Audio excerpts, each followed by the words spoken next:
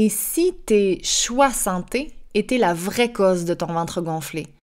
Aujourd'hui, je te présente la méthode que tu dois connaître pour enfin dégonfler. Salut, j'espère que tu vas bien, que tu passes On a eu des très belles journées, ce week-end, très chaudes, ça fait vraiment du bien avant qu'on commence à se mettre en mode hibernation.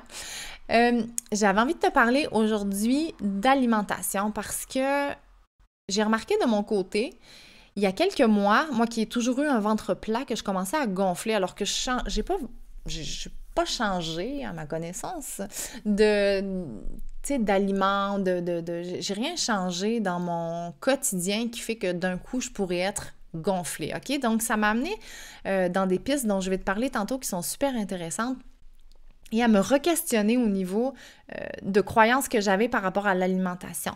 Parce que tu le sais, ça fait des années maintenant, des décennies que je m'intéresse à l'alimentation et j'ai toujours mangé en fonction de ce que je pensais être bien. Je pense qu'on fait tous ça.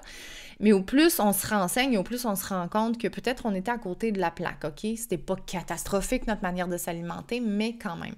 Donc, évidemment, il y a toutes les croyances de base qui sont vraiment répandues dans la société. Par exemple, je prends juste les produits laitiers, OK? Au Québec, il y a des campagnes extraordinaires au niveau des produits laitiers, alors qu'on se rend compte de plus en plus que c'est vraiment un poison pour le corps. Tu as certainement entendu plus tôt dans ton jeune âge le fameux slogan « Un verre de lait, c'est bien, mais deux, c'est mieux ». Fait que c'est sûr que notre cerveau, il est persuadé qu'on a besoin de produits laitiers pour avoir du calcium, par exemple. Donc, c'est ces croyances-là, en fait, celle-là, je m'en étais débarrassée, mais d'autres croyances que j'ai par rapport à l'alimentation qui fait que c'est peut-être pas si simple, OK? Mon corps a peut-être son propre mode d'emploi. Je dis peut-être, mais non, maintenant, j'en suis convaincue. Donc, c'est ce que je t'invite à faire aujourd'hui, à remettre en question les croyances que tu as, puis tu vas voir que la méthode dont je te parle peut sembler un peu compliquée au début, mais je vais tout t'expliquer le protocole. Là, je suis sûre que j'attise ta curiosité. On va passer, on va poursuivre, OK? Donc, c'est peut-être certains aliments que tu considères comme santé qui font que tu te sens ballonné. J'ai découvert la méthode, là je vais t'en parler, la méthode FODMAP, mais plus loin, j'ai découvert un livre du docteur Pierre Nice, j'espère que je le prononce comme il faut, qui s'appelle le régime FODMAP pour les hypersensibles. Donc, j'ai voulu m'intéresser au FODMAP parce que j'en avais entendu parler puis que je voulais vraiment creuser. Et j'ai emprunté plusieurs livres, mais celui-là m'a particulièrement parlé parce que lui, il fait le lien aussi entre l'hypersensibilité viscérale, qu'on peut dire, et l'hypersensibilité émotionnelle. Donc, comme je me considère comme quelqu'un d'hypersensible émotionnellement, ça m'a vraiment intriguée de voir le lien entre les deux. Et effectivement, on le sait de plus en plus que les intestins, le ventre et le cerveau sont connectés. Donc, j'ai trouvé ça vraiment intéressant comme approche. Donc lui, ce qu'il amène, c'est que probablement ces deux hypersensibilités sont liées et que si tu as des ballonnements, des brûlures d'estomac comme moi, j'ai eu tendance à avoir et j'ai tendance parfois à avoir encore, de la fatigue chronique et tout ça, ça pouvait être aussi lié aux émotions. Donc, il fait vraiment un lien entre certains aliments, certaines catégories d'aliments, comme je vais t'expliquer avec le régime FODMAP, et les douleurs physiques, mais également des émotions, comme l'angoisse, la peur, la déprime, le stress. Donc, puis chez moi, il faut que tu saches que c'est nouveau. Comme je t'ai dit, le ventre enflé, c'est nouveau. Je me suis mis à faire des brûlures d'estomac depuis... Ça fait peut-être 2 ans, mais très intense à en vomir, en fait, là. Donc, et je réalise effectivement que c'est lié à ma gestion des émotions. En ce moment, je travaille de la libération émotionnelle et autant parfois j'ai certaines crises de douleurs physiques, autant je sens, avec le temps qui passe, une certaine libération puis moins de douleur. Je me libère de certains maux physiques, donc c'est vraiment super intéressant. Et là, on se demande comment on peut se servir de l'alimentation pour que ça devienne un levier de bien-être, oui, physique, mais également émotionnel. Et c'est là que la méthode FODMAP entre en jeu. OK, c'est quoi la méthode FODMAP? Donc, si probablement que tu l'as déjà entendu, mais que tu n'as peut-être pas trop creusé. Il faut que tu saches que ce qu'on appelle les FODMAP, donc c'est vraiment un acronyme, FODMAP, sont des sucres fermentescibles qui sont mal absorbés par l'intestin. FODMAP, ça veut dire, attention, hein, il y a des gros mots, fermentescible, là ça vient de l'anglais, mais je vais te le dire en français, fermentescible, oligosaccharides, disaccharides, monosaccharides, and, pour le A, polyols. Donc, polyol en français. Donc, c'est des sucres. Tu le vois dans saccharide, c'est sucre. Hein? Donc, oligo, ça veut dire plusieurs. 10, c'est 2 et mono, c'est 1. Donc, des sucres qui peuvent être simples ou complexes. Quand tu consommes des FODMAP, ces sucres arrivent presque intacts dans ton intestin. Puis, comme je disais, ils sont mal absorbés dans l'intestin, donc ce qui fait qu'ils se mettent à fermenter. Ils attirent de l'eau, ils produisent des gaz et c'est là que c'est le party dans ton ventre. OK? Tu peux avoir des ballonnements, des douleurs, des gaz, de la diarrhée, de la constipation. Et même si c'est des aliments santé, parce que tu vas le voir, je te ferai pas la liste, là, c'est impossible que je te fasse la liste parce que c'est vraiment très particulier. Il peut y avoir certains légumes que oui, certains légumes que non. Mais, donc, c'est des aliments qui peuvent être santé, mais que le système digestif, lui, il n'est pas capable de les tolérer. Et comme je te disais, on les retrouve dans des aliments très communs. Donc, ça peut être des fruits qui sont riches en fructose, comme la pomme, la poire. Là, j'ai pas la liste sous les yeux, là. Pour vrai, je t'invite à chercher sur Internet, tu vas pouvoir trouver des listes de FODMAP. Si tu tapes FODMAP, là, ça va être facile à trouver. La plupart des produits laitiers, donc de toute façon que je ne te conseille pas de consommer, mais à part, je pense qu'il y a le feta qui, là on parle de vrai feta, là, peut-être pas le feta qui est au Québec, là, mais à part quelques vraiment petits produits laitiers, vraiment pas beaucoup, la majorité sont à éliminer. Certaines légumineuses, certains légumes, ail, oignons, choux, on élimine. Les édulcorants artificiels qui vont faire partie de la catégorie des polyols. Donc, ça peut paraître un vrai casse-tête, je vais t'expliquer tantôt comment ça marche, mais donc, tu vois, tu dis, voir que je mange du chou puis que c'est pas bon pour moi, c'est pas un aliment santé, mais ça peut créer de la fermentation, des douleurs. On parle après d'émotions, donc ça peut déclencher des émotions négatives, du brouillard mental, etc. Donc, tu peux avoir l'impression de manger vraiment bien puis te sentir vraiment ballonné comme un ballon de party de fête.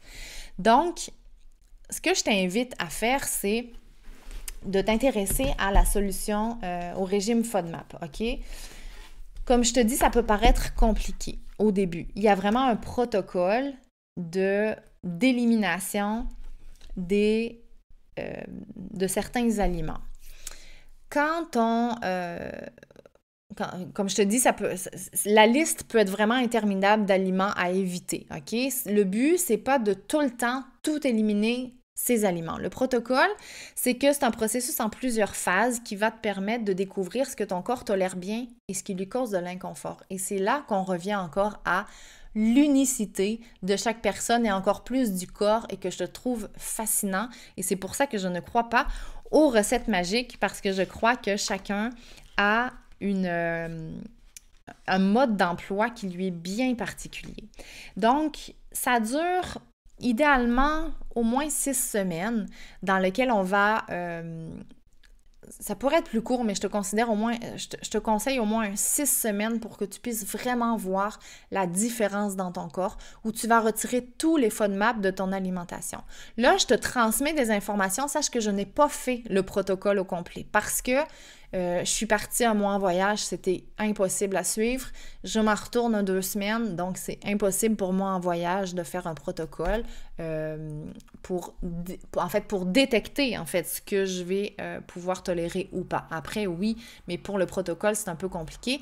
Par contre, ce que j'ai fait, c'est que j'ai éliminé certains aliments de la catégorie FODMAP et déjà, j'ai vu une différence. Donc, je sais déjà que dans certains aliments que j'ai éliminés, il y en a que je devrais l'éliminer si je veux me sentir bien.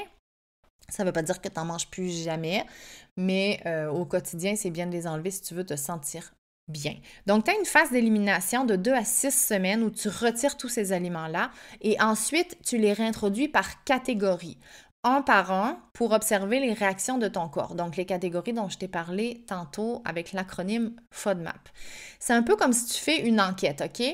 On veut, comme je te l'ai dit, pas tout bannir pour toujours. On veut juste identifier les suspects qui causent tes ballonnements, qui causent ta fatigue, ton brouillard mental. Moi, je parlais de ballonnement ici, mais il peut y avoir d'autres symptômes que les ballonnements qui te dérangent et tu as envie d'aller tester. Donc, bonne nouvelle, soit dit en passant, il y a très peu de femmes qui réagissent à tous les groupes de FODMAP. OK? La majorité peuvent réintroduire beaucoup d'aliments sans problème. C'est pas une vie de restriction. Ce qu'on veut, c'est une alimentation qui respecte notre corps et nos émotions aussi et qui nous fait du bien. Et pour ça, oui, tu dois apprendre à écouter ton corps, OK? Pas les tendances alimentaires à la mode ou les conseils du gouvernement pour ton alimentation. Et ça prend du temps, de l'observation, mais ton bien-être n'a pas de prix. Malheureusement, je trouve qu'on est dans une société où tout va vite et on veut justement des recettes miracles. Et moi, je te ramène toujours à, ben non, le bien-être, c'est un parcours de vie. C'est pas un objectif à atteindre, OK? Ça fait 25 ans que je travaille sur mon bien-être et je continue à peaufiner et mon corps change. Donc, on n'est jamais, on peut pas dire « Hey, ça y est, j'ai trouvé la formule ». Parce qu'à un moment donné, comme moi, tu vas te mettre soudainement à avoir un ventre qui gonfle alors que ça t'était jamais arrivé et tu te rends compte que tu as développé certaines sensibilités à des aliments ou que tu as un travail émotionnel qui est en train de se faire qui fait que là, tu réagis. Donc, je t'invite vraiment à prendre du temps pour toi. Ça a tellement pas de prix, le temps que tu passes à découvrir ton mode d'emploi actuel. Et quand tu vois la différence dans ton corps, dans ton ventre, dans ton énergie, dans ton humeur, ben tu sais que tu ne pourras jamais revenir en arrière. Le problème, c'est qu'on est sur le pilote automatique et qu'on est habitué de fonctionner avec ces symptômes-là qui nous dérangent, alors que quand on commence à apprendre comment fonctionne notre corps et avoir certains symptômes diminuer, on sait finalement qu'on n'était pas si bien que ça. Donc voilà, c'est ce que j'avais envie de te partager aujourd'hui. Pas de recette magique, il n'y en a pas du tout. Je voulais te parler du lien entre l'alimentation et les émotions. Je t'ai parlé aussi de la méthode FODMAP et que le bien-être, évidemment, prend du temps et de la connaissance de soi. Il y a des gens qui peuvent t'accompagner là-dedans parce qu'effectivement, je sais que c'est pas ça peut être compliqué. Là, il y a la solution FODMAP, puis après ça, on entend parler d'Ayurveda, puis après ça, on entend mais c'est tous ces outils que tu mets dans ta boîte à outils et qui font qu'à un moment donné, tu fais comme « Ah ben là, je suis bien ». Et puis ça se peut comme moi qu'à un moment donné, il y a quelque chose qui pop. Ben, c'est de se re-questionner sur qu'est-ce qui a changé peut-être dans mon état émotif qui fait que j'ai besoin d'apporter des modifications puis que mon corps me réclame autre chose. Donc, si tu as envie de reprendre ce pouvoir-là sur ton énergie, ta digestion, ton bien-être, ben tu peux réserver un appel découverte. Ça va me faire plaisir de discuter avec toi de tes défis et de voir comment je peux t'accompagner dans ton cheminement, dans ton parcours de bien-être justement. Donc, l'appel découverte, évidemment, est gratuit et j'ai bien hâte de te parler. Sur ce, je te souhaite une excellente semaine d'octobre et on se reparle la semaine prochaine. Ciao!